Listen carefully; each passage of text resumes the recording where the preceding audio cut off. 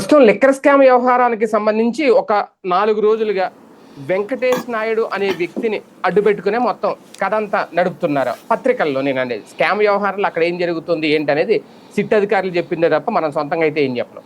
ఇదే నేపథ్యంలో అసలు ఎవరి వెంకటేష్ నాయుడు అనేది జగన్కి సన్నిహితుడు, జగన్ అనుచరుడు, వైసీపీకి సంబంధించిన వ్యక్తి అనేది అని వాళ్ళ ఫోటోలు చూపిస్తారు. లేదు చంద్రబాబుతోనూ ఉన్నారు, నారా లోకేష్తోనూ ఉన్నారని చెప్పి సాక్షిలో వీళ్ళ ఫోటోలు వేస్తారు.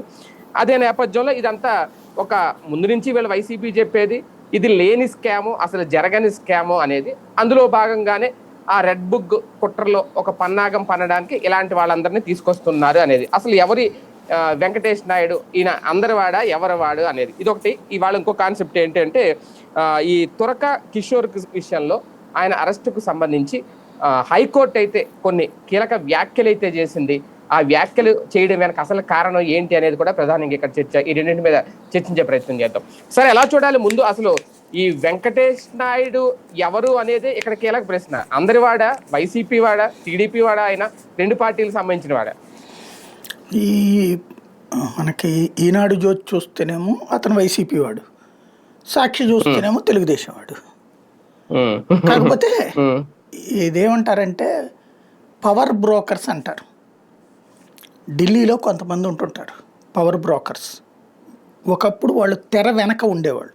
అంటే నీకు ఢిల్లీలో ఈ పోస్ట్ కావాలి, ఎవరి ద్వారా పని అవుతుంది, వీళ్ళు కేంద్ర మంత్రులు, వాళ్ళ పిఏలు, వాళ్ళ అసిస్టెంట్లు, వీళ్ళందరితో స్నేహాలు ఉంటాయి వాళ్ళకి. అప్పుడప్పుడు ఇప్పుడు ఫర్ ఎగ్జాంపుల్ కేంద్ర మంత్రి గారితో డైరెక్ట్గా మాట్లాడాలా, వాళ్ళు ఏదో పాలసీ డెసిషన్స్ తీసుకోవాలంటే కష్టం. కానీ ఇంత పెద్ద విశాల దేశంలో ఆంధ్రాలో so and so issue clear చేయండి అని అడిగితే వాళ్ళకి పెద్ద ప్రాబ్లం ఏం కాదు. అలాగే డైరెక్ట్గా మాట్లాడాలంటే కష్టం. ఇక్కడ ఇలాంటి వాటి కోసం అని చెప్పేసి ఒక సెక్షన్ ఉంటుంది అక్కడ. వాళ్ళు ఏంటంటే ఈ ఢిల్లీలో ఉన్నటువంటి ఈ మంత్రుల యొక్క పిఏలు, పిఆర్ఓలు వీళ్ళు ఉంటారు కదా, టీమ్ స్టాఫ్, ఆఫీస్ సూపర్వైజరు, ఇట్లాంటి వాళ్ళు వాళ్ళతో రెగ్యులర్ ర్యాపోలో ఉంటారు. వాళ్ళకి చిన్న చిన్న గిఫ్ట్లు ఇస్తుండటం, చిన్న చిన్న పార్టీలు ఇస్తుండటం, డైలీ వాళ్ళకి ఎక్కడో చోట ఎవడో ఒకటి మందు పార్టీలు వేయడము, చిన్న చిన్న గిఫ్ట్లు వేయడము ఇవి చేస్తూ ఉంటుంటారు. వాళ్ళ పని ఇలాంటి ఫైళ్ళు వీళ్ళు చెప్పినటువంటి కోణంలో ఫైల్ తయారు చేసి అక్కడ ఇస్తే వాళ్ళ కమిషన్లు కూడా ఇచ్చేసే పని ఉంటుంది.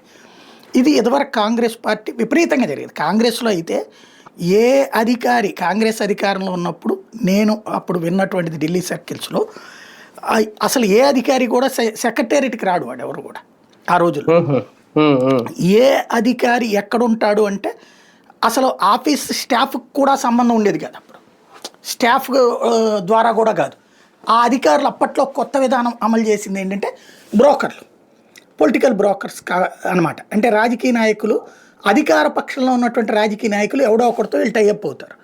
అటు రాజకీయ నాయకుడికి డబ్బులు, ఇటు వీళ్ళకి డబ్బులు, పని జరిగిపోతుంటుంది. వీళ్ళు ఎప్పుడు దాన్ని ఏమంటారు, గోల్ఫ్ కోర్ట్లు, విల్లా దాని పేరు ఏమంటారు, ఊరి చివరన జరిగేటువంటి ఫామ్ హౌస్ పార్టీలు, అక్కడే జోదాలు ఆడుకుంటూ సరదాగా ఎంజాయ్ చేస్తుంటారు. వాళ్ళ డిపార్ట్మెంట్కి సంబంధించిన ఫైల్ కావాలంటే వీళ్ళు ఈ బ్రోకర్ని పట్టుకుంటే ఈ బ్రోకర్ అక్కడికి తీసుకెళ్తాడనమాట. పని సంతకం అయిపోయిన తర్వాత డబ్బులు వాళ్ళ ఇళ్ళ దగ్గరికి చేర్చే పని అప్పట్లో జరిగేది. పవర్ బ్రోకర్స్ అంటారు ఇట్లాంటి వాళ్ళని.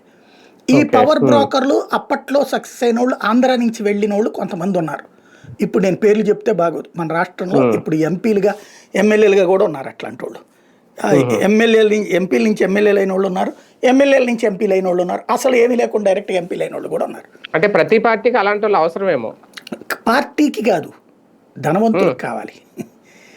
పార్టీలకి పని చేయడానికి ఆల్రెడీ పార్టీల పవర్ బ్రోకర్స్ ఉంటారు, పార్టీలకు అక్కర్లేదు. ఇక్కడ ఈ కోటీశ్వర్లు ఉంటారు కదా, వాళ్ళకి అవసరం. ఇండస్ట్రియలిస్టులు, ల్యాండ్ లార్డ్స్, ఇట్లాంటి వాళ్ళకి కావాలి. భూ యజమానులకి బాగా, అంటే 100 కోట్లు ఉన్నోడు ఇంకో 100 కోట్లు సంపాదించుకో. ఇప్పుడు మీకు నాకు అయితే కనుక రేపు నెల ఏంటని ఆలోచిస్తాం. వీళ్ళకి ఆ బాధ లేదు. 100 ఉంది కదా, దీన్ని పెట్టుబడి పెడితే 1000 ఎట్లా సంపాదించవచ్చు. దానికి పోతే ఒక 5 కోట్లు పోద్ది. మనం ఒక 500 రూపాయలు పోతే అమ్మో అని ఆలోచిస్తాం. వీళ్ళకి అట్టంటే భయాలు ఏముండవు అనమాట. ఆ కాన్సెప్ట్తో నడిచేటటువంటి వాళ్ళు ఉంటారు. ఇతన్ని చూస్తే అట్లా అనిపిస్తుంది. ఎందుకంటే ఇప్పుడు మన రాష్ట్రం మీకు తెలుసు, ఇదివరకటి రోజుల్లో మీడియాలో ఒక ఇష్యూ వచ్చిందంటే అన్ని కోణాలు రాసేవాళ్ళు. ఇప్పుడు అట్లా కాదు, ఏ పార్టీకి అనుకూలమైన కోణం వాళ్ళు రాస్తున్నారు. కాస్తో కోస్తో ఇప్పుడు కమ్యూనిస్టు పత్రికలే ఇప్పుడు న్యూట్రల్ పత్రికలు అనాలేమో. ఇప్పుడు ఈ వెంకటేష్ నాయుడు తెలుగుదేశం మనిషి అని నేనేమో సాక్షి రాసుకొస్తే తెలుగుదేశము బీజేపీ జనసేన నాయకులతో ఫోటోలు ఉన్నాయి అతను వెంకటేష్ నాయుడు. అది సాక్షి వాళ్ళు ప్రొజెక్ట్ చేస్తున్నారు, లేదా వైసీపీ ప్రొజెక్ట్ చేస్తుంది. అదే సందర్భంలో ఇతను వచ్చాడు, వీళ్ళేమో ఆ ఈనాడు ఆంధ్రజ్యోతినేమో ఇటుకి వీళ్ళ జగన్ ఇంట్లోకి డైరెక్ట్గా వెళ్ళిపోతాడు అనేటటువంటిది వీళ్ళు రాసుకొస్తున్నారు. ఇద్దరూ కూడా ఒకవైపు కోణాన్నే చూపెడుతున్నారు. ఇప్పుడు ఇతను ఒక విమానంలో వెళ్ళిన విజువల్స్, అందులో తమన్నా ఉన్న విజువల్స్ పెట్టుకొచ్చారు. తమన్నా ఏమైనా మాట్లాడిందా? ఎవరైనా అడిగారా ప్రెస్? లేదు. ఈ ప్రజాశక్తి వాళ్ళు దాన్ని టచ్ చేశారు. ఆ వెంకటేష్ నాయుడు తమన్నా ఉన్న ఫ్లైట్ సీఎం రమేష్ వాళ్ళదని, వాళ్ళది ఫ్లైట్స్కి సంబంధించిన సర్వీసెస్ ఉన్నాయి కదా, ప్రైవేటు ఇవి ఏర్పాటు చేస్తారు వాళ్ళు, జెట్లు, వాళ్ళ సర్వీసులో అది వాడారు అన్నమాట. అంటే అది అది ఏం కోట్ల రూపాయల డబ్బులు ఉంటాయి. ఇప్పుడు వీళ్ళు మనోళ్ళు కూడా పోతున్నది వాళ్ళ రకంగా వాళ్ళ మంచి బిజినెస్ అయిపోయింది. ఎందుకంటే పవన్ కళ్యాణ్ గారు స్పెషల్ ఫ్లైట్లో తిరుగుతుంటారు, హెలికాప్టర్ ఫ్లైట్లు ఈ సర్వీసెస్ అమలు చేస్తుంటారు. అట్లాగే చంద్రబాబు నాయుడు గారు, పవన్ కళ్యాణ్ గారు, ఇదే అతని పేరేంటి లోకేష్ గారు కూడా స్పెషల్ ఫ్లైట్లో తిరుగుతున్నారు కదా. అవును. అట్లాంటి వాటికి ఇప్పుడు ఇదివరకు హెలికాప్టర్, ఇప్పుడు హెలికాప్టర్లు ఆఫ్టర్ ఆల్ అయిపోయింది. మన పేద రాష్ట్రంలో చాలా గొప్ప విశేషం అనమాట. ఎవరు అధికారంలో ఉన్నా సరే ఎదురోళ్ళని గురించి, లగ్జరీ గురించి మాట్లాడతారు అంతవరకే. ఇదివరకు ఏమనేవాళ్ళు, తాడేపల్లిలో ఉన్నాడు గుంటూరుకు కూడా హెలికాప్టర్ వేసుకొస్తాడని రాసేవాళ్ళు. ఇప్పుడు మరి అదే చంద్రబాబు నాయుడు గారు ఇక్కడికి అట్లాగే హెలికాప్టర్లోనే వచ్చారు కదా. అలాగే నడిచిపోతుంటారు. కాకపోతే మనకు వార్తల ద్వారా ఎదురోళ్ళ క్యారెక్టర్ అసాసినేషన్ చేస్తారు కానీ నిజాలు రాయరు. అది పక్కన పెడితే ఇక్కడ ఆ స్థాయి మెయింటెనెన్స్ జరిగిపోతుంది ఇక్కడ. ఇప్పుడు ఈ వెంకటేష్ నాయుడు అనేటటువంటి వ్యక్తి పవర్ బ్రోకర్ అయి ఉండాలి. ఈ ఫోటోలన్నీ చూస్తుంటే అర్థమవుతుంది ఏంటంటే పవర్ బ్రోకర్. అందరితో ర్యాపో మెయింటైన్ చేస్తుంటారు, ఎవరికి ఏ పని కావాలో చేపిస్తారు. చేపించినందుకు అవతలోడి కమిషన్ అవతలోడికి, వీళ్ళ కమిషన్ వీళ్ళకి లెక్క ఉంటుంది. మీకు పేకాట క్లబ్బుల్లో క్లబ్ నిర్వాహకుడు గొప్పోడు. ఎందుకంటే గెలిచినోళ్ళు ఒకడు ఉంటాడు, ఓడిపోయిన వాళ్ళు 99 మంది ఉంటారు, అంతే కదా. ఒక దాన్ని ఏదో అంటారు కదా, ఒక సిట్టింగ్లో 5-10 మంది ఆడారు అనుకోండి, గెలిచేది ఒకడు, ఓడేది 9 మంది. కానీ ఫిక్స్డ్ డబ్బులు ఎవరికి వస్తుంది? ఆ క్లబ్ నిర్వాహకుడికి వస్తుంది, 10% కమిషన్ అనేది. అట్లాగే మీకు దాని పేరేమంటారు, బెట్టింగ్లో కూడా పోయేవాడు ఒకడు, సంపాదించేవాడు ఒకడు. ఫిక్స్డ్ ఇన్కమ్ మాత్రం ఆ బెట్టింగ్ నిర్వాహకుడు మధ్యవర్తి. వీళ్ళు అట్లాంటి వాళ్ళు. ఇతన్ని ఇప్పుడు వైసీపీ కోణం ఎలా ఉందంటే దీంట్లో ఇప్పుడు దస్తగిరి వాస్తవంగా వివేకానంద రెడ్డి కేసులో మర్డర్ డైరెక్ట్గా చేసినోడినే అప్రూవర్గా మార్చారు. తద్వారా కేసును పటిష్టం చేసే ప్రయత్నం చేశారు. చివరికి ఇప్పుడు కోర్టులో ఏమైనా, సుప్రీంకోర్టులో సిబిఐ ఇంతకు మించి ఏం చేయలేమని చెప్పింది. జగన్ అరెస్ట్ చేయాలి ఈ కాన్సెప్ట్ దగ్గరకు వచ్చాడు, వర్కౌట్ కావట్లేదు. అట్లాగా ఇప్పుడు ఇక్కడ జగన్ దగ్గరికి తీసుకెళ్లే ప్రయత్నంలో వెంకటేష్ నాయుడిని పట్టుకొచ్చి అతని ద్వారా, కాకపోతే అతను చెవిరెడ్డి అనుచరుడు అన్నటువంటిది. చెవిరెడ్డి అనుచరుడు ప్రత్యేక విమానాల్లో వెళ్తుంటే చెవిరెడ్డి కార్లు వేసుకెళ్తాడు. అది చూడండి ఇక్కడ జోకు. చెవిరెడ్డి కార్లలో తిరుగుతాడు, లేదా మామూలు నాకు తెలిసి ఈ రెగ్యులర్ ఫ్లైట్లోనే తిరుగుతాడు హైదరాబాద్. అదే ఒకవేళ ఆయన సొంత కారులో తిరుగుతాడు, లేదా ఆయన నాకు ప్రత్యేక హెలికాప్టర్ పెట్టుకు తిరగడం ఎప్పుడు చూడలేని, ప్రత్యేక విమానం పెట్టుకు తిరగడం నేను ఎప్పుడు వినలేదు, చూడలేదు. ఆయన అంచెలు తిరుగుతున్నారా ఇప్పుడు? మరి ఆయన అనుచరుడు అంటున్నారు కదా, తను ప్రత్యేక ఫ్లైట్ వేసుకెళ్ళడు, తను ప్రత్యేక హెలికాప్టర్ వేసుకెళ్ళడు, తన అనుచరుడు ఇట్లాంటివి ఎంజాయ్ చేస్తాడా? అదే కదా, అక్కడ కన్విన్సింగ్ గా లేదు. అప్పుడు అనుచరుడు కాదు, చెవిరెడ్డికి తెలిసి ఉండొచ్చు, తెలిసినోడు అయ్యి ఉండొచ్చు. ఇప్పుడు అతను చూస్తుంటే ఆ ఫోటోలన్నీ చూస్తుంటే అయ్యో డూప్లికేట్ కాదు, వీళ్ళు ఎవరు ఖండించట్లేదు కదా. దాన్ని బట్టి చూస్తుంటే అందరితో పరిచయాలు ఉన్నాయి అతను. కాబట్టి అతన్ని అరెస్ట్ చేయడం ద్వారా అతన్ని ముందుగానే ఫిక్స్ చేసి అప్రూవర్. ఇప్పుడు లైక్ వాసుదేవరెడ్డిని కూడా ముందు చాలా రోజులు హింసించిన తర్వాత అతన్ని ఢిల్లీలో పోస్ట్ వేయించి, ఇప్పుడు ఎంతమందిని అరెస్ట్ చేసి వాసుదేవరెడ్డి ఎందుకు అరెస్ట్ చేయలేదు? కంటిన్యూటీలో మళ్ళీ అతను ముందస్తు బెయిల్ పిటిషన్ వేసుకున్నాడు కదా. అంటే ఏంటి, అతను ఆల్రెడీ తమ వైపుకి తిప్పుకున్నారు. అతని చేతను వీళ్ళు తయారు చేసిన కాగితాల మీద సంతకం పెట్టించుకుంటారు. అతనే చెప్పాడు అంతే కదా.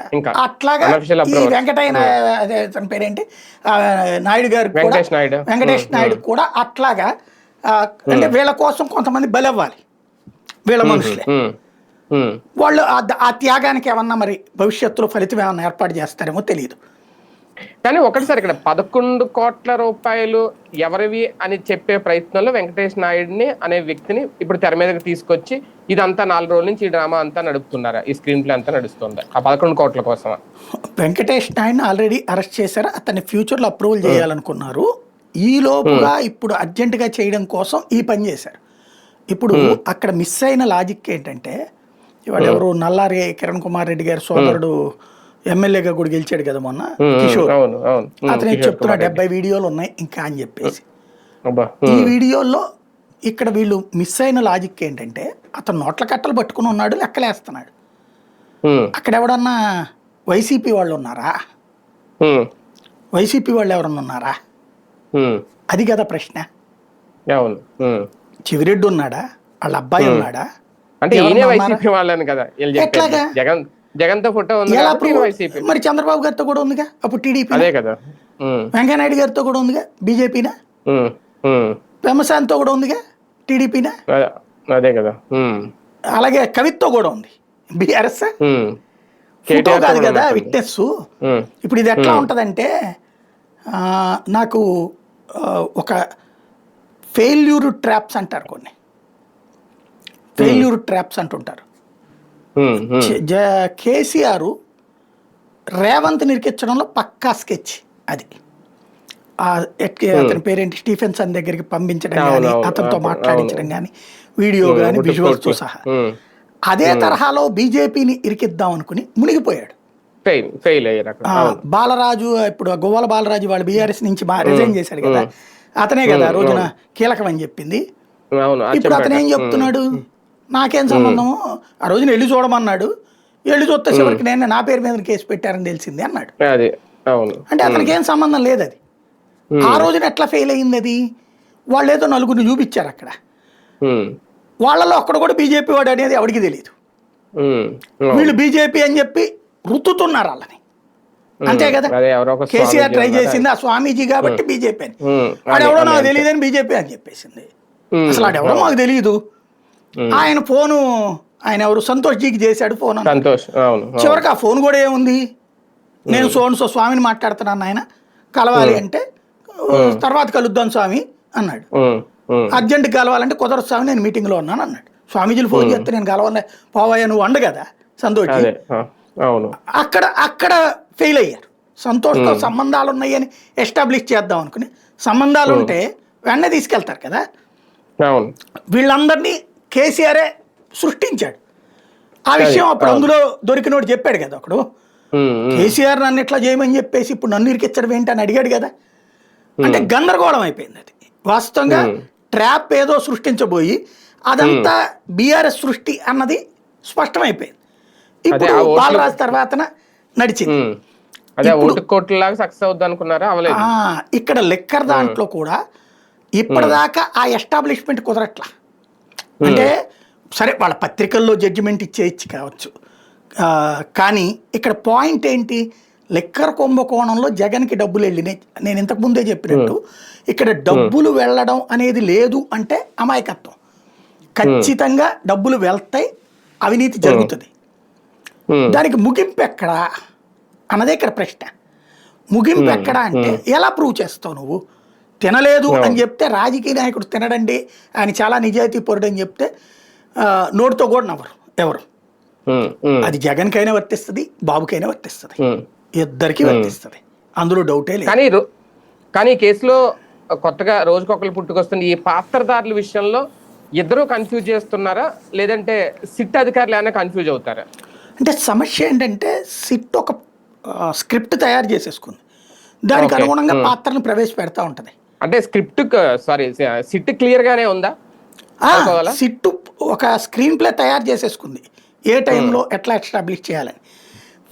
ఇప్పుడు తొందరపడి చేయారింది ఇక్కడ. వస్తు వెంకటేష్ నాయుడిని కొంత ఎస్టాబ్లిష్ చేయాలి వీళ్ళు. అదేది సెంగయ్య అని డొల్లుతో ఉంటే తొక్కించమన్నాడు అని చూపించడానికి ఎట్లయితే నాటకం ఆడారో అట్లాగే ఇందులో కూడా ఏదన్నా ప్లాన్ చేయొచ్చు శుభ్రంగా. చెవిరెడ్డి నువ్వు జగన్మోహన్ రెడ్డి అక్కడ నుంచి ఉన్నట్టు, అన్న ఇది ఈ డబ్బులు నీయేనన్నా, ఈ డబ్బులు నీయేనన్నా అని అయ్యో సృష్టించితే సరిపోయిండేది. వీడియో ప్రూఫ్ ఏమో. అది తొందరపడ్డట్టున్నారు. అతని ఫోన్లో ఇది దొరుకుండొచ్చును. ఇతను లాంటి వాళ్ళు ఏంటి, పవర్ బ్రోకర్లు డబ్బులు కలెక్ట్ చేసి ఒకళ్ళ నుంచి ఇంకొకళ్ళకి పంపించే ఏర్పాటు చేస్తుంటారు క్యాష్. మీకు గుర్తుంటే శేఖర్ రెడ్డి ఉన్నాడు ఇది వరకు 100 కోట్లతో దొరికేటప్పుడు, గుర్తుంది కదా, టిటిడి బోర్డు మెంబర్, స్టిల్ అతను మెంబరే, తీసేలా. అప్పుడు తెలుగుదేశం టైంలోనే మెంబరు, వైసీపీ టైంలో కూడా మెంబర్ ఇచ్చారు, ఇప్పుడు కూడా మెంబరే. 2000 నోట్ల రూపాయలు దొరికినాయి అప్పుడు అతని దగ్గర. దేశంలో అందరూ కొట్టుకు చేస్తుంటే అతని దగ్గర దొరికినాయి కొత్త 2000 నోట్లు. ఏమైంది ఆ కేసు? కంటైనరు వైజాగ్కి ఓకే అయిన కంటైనర్ అటు వెళ్ళింది, ఇదంతా ఇవి కూడా అట్లాంటివే, కాసేపు ఆరోపణలు చేసుకోవడానికి పనికొస్తాయి. కాకపోతే సమస్య ఏంటంటే ఎస్టాబ్లిష్ చేయడానికి ఒకదానికి ఒకటి లింక్ చేసే క్రమంలో మిస్ అవుతున్నారు, తొందరపడ్డారు. ఎందుకు తొందరపడ్డారు? 11 కోట్ల రూపాయల విషయంలో కోర్టు ముందు దోషులైపోయారు వీళ్ళు. వేసేసాం బ్యాంకులో అన్నారు, స్లిప్ పట్టురండి అయ్యా అంటే అదిగో పట్టుకొస్తానే వెళ్ళిపోయి మళ్ళీ రాలేదు. ఇప్పుడు లేదు మేము వేసేసాం, దాంట్లో చెస్ట్కి వెళ్ళిపోయినాయి అంట. ఎట్లా చెప్తారు? బ్యాంకులో నుంచి చెస్ట్కి వెళ్ళడానికి ఒకే రోజున వెళ్ళిపో, చెస్ట్కి టైం తీసుకుంటారు. అంటే ఆ బ్యాంక్ వాళ్ళని బెదిరేసి వాళ్ళ దగ్గర పెట్టారు. ఇప్పుడు ఆ బ్యాంక్ దగ్గర ఉన్న సీసీ కెమెరాలు అడగాలి వీళ్ళు, ఫుటేజ్.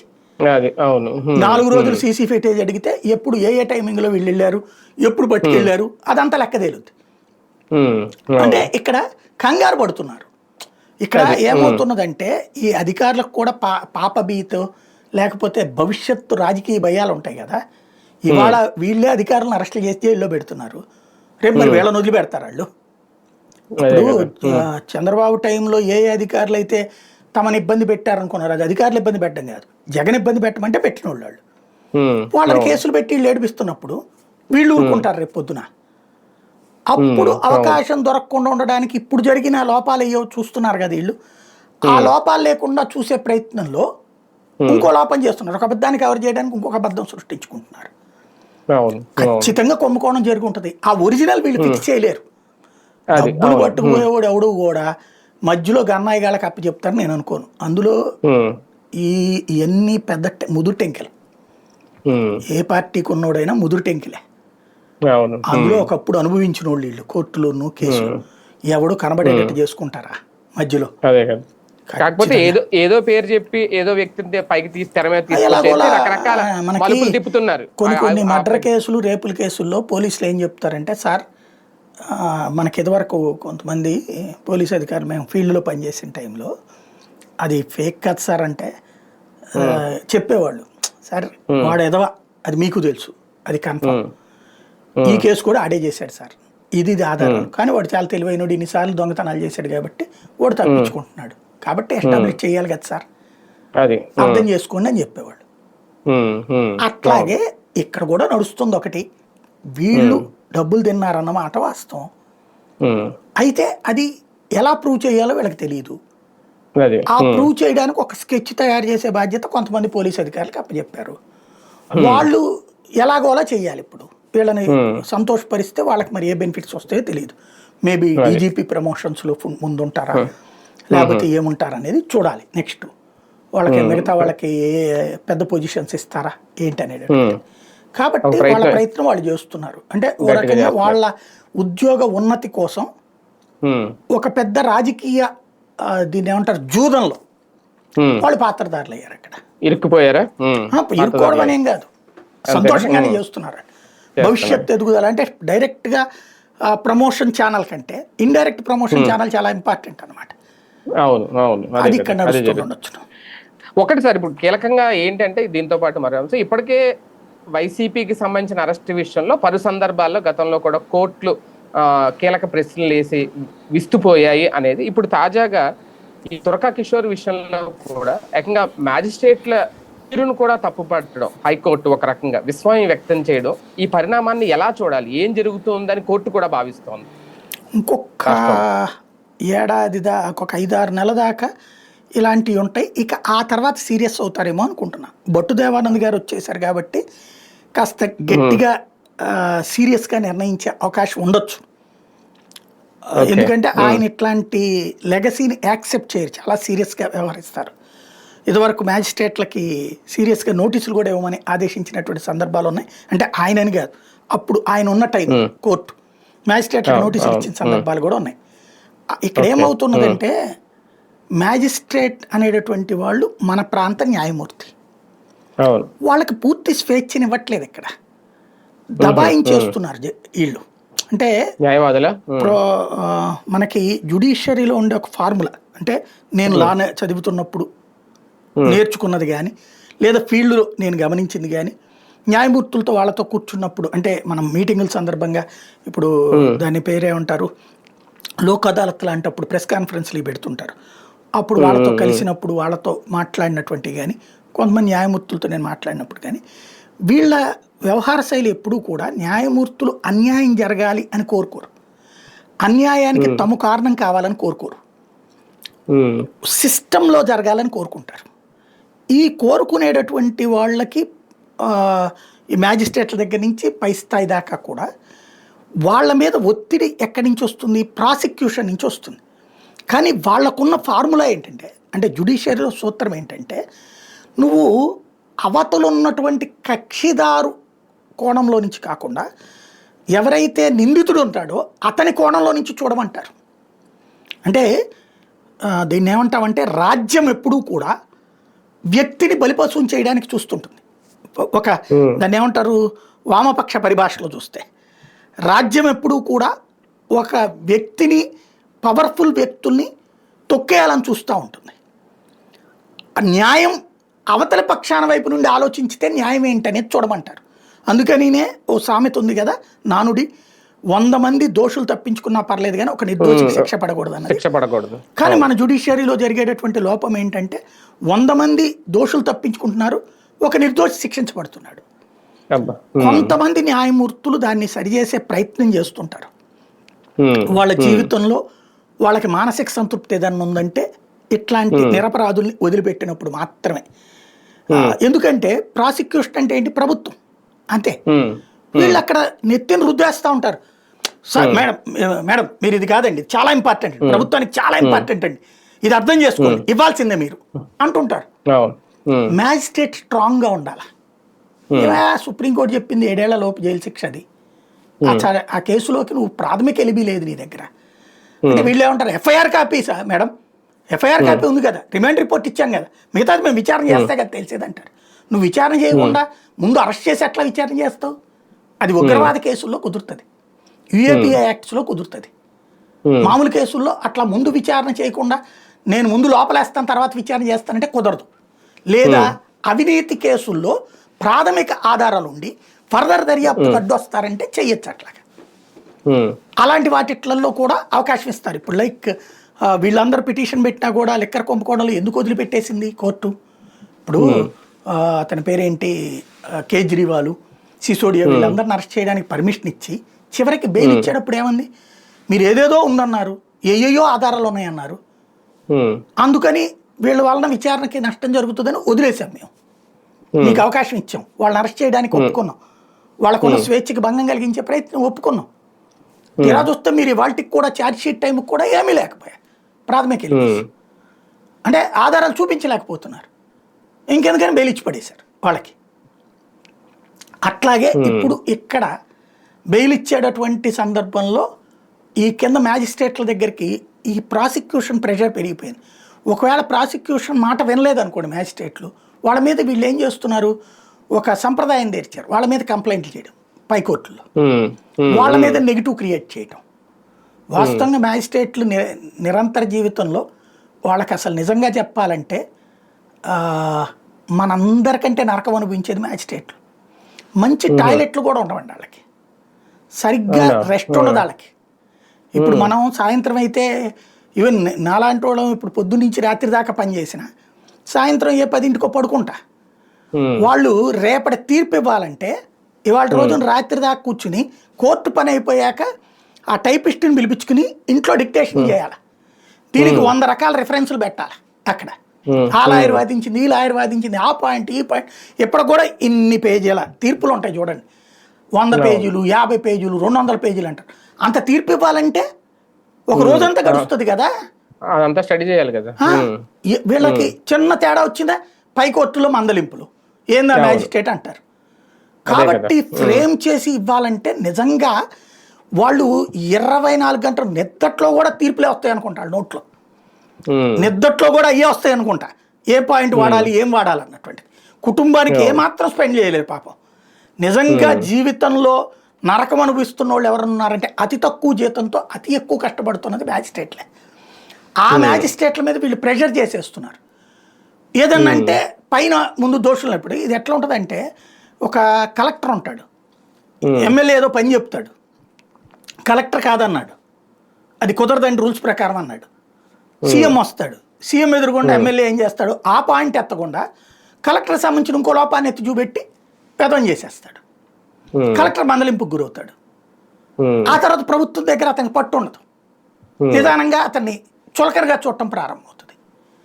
ఆ పరిస్థితి తమకు రాకూడదు అనుకుంటారు వీళ్ళు ఇక్కడ మ్యాజిస్ట్రేట్. అందుకని సరే రిమాండ్ అంతే.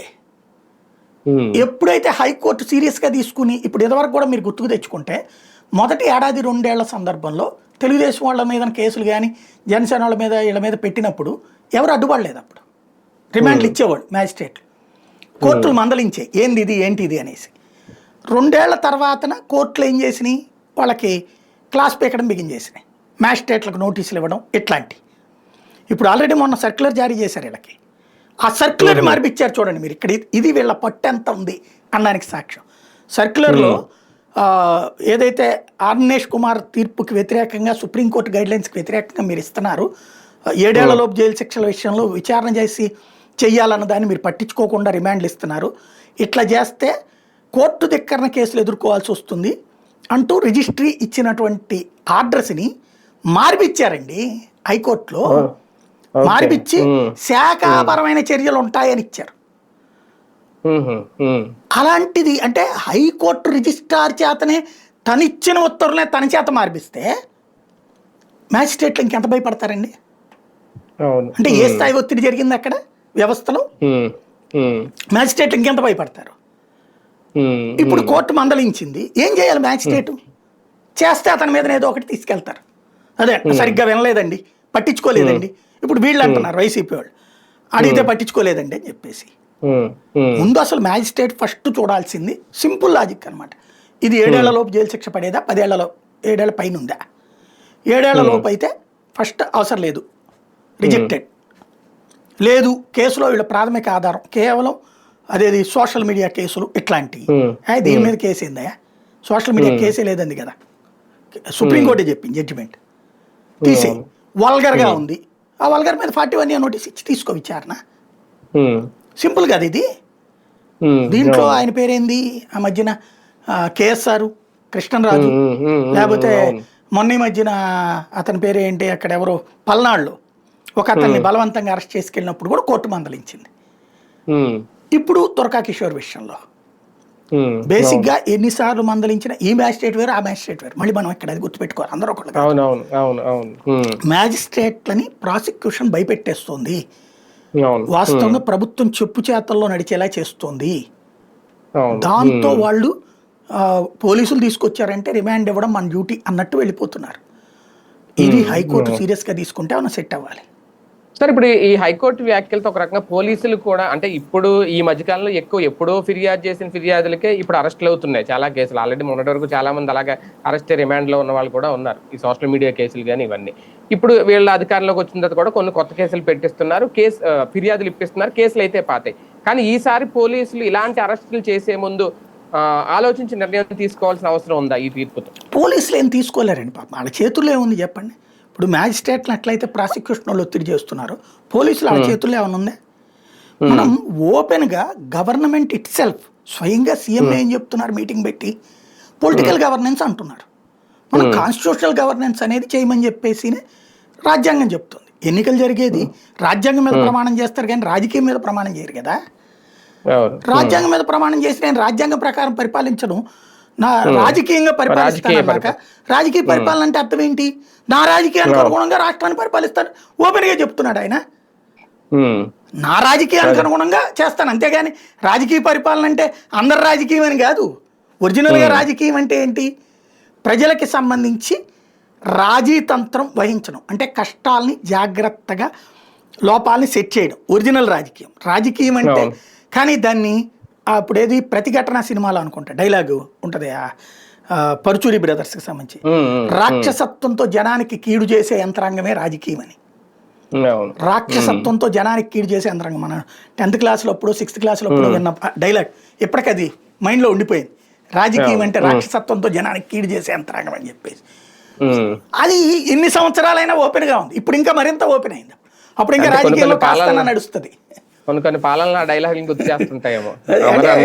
వీళ్ళనే కాదు అసలు గత 10-15 ఏళ్ల నుంచి దేశ పరిస్థితి ఏంటంటే రాజకీయం అంటే స్వార్థం, అసలు జవాబుదారీతనం లేకపోవడం, అవగాహన రాహిత్యం కాదు అహంకారపూరితం అనే రూట్లోకి వచ్చేసాం.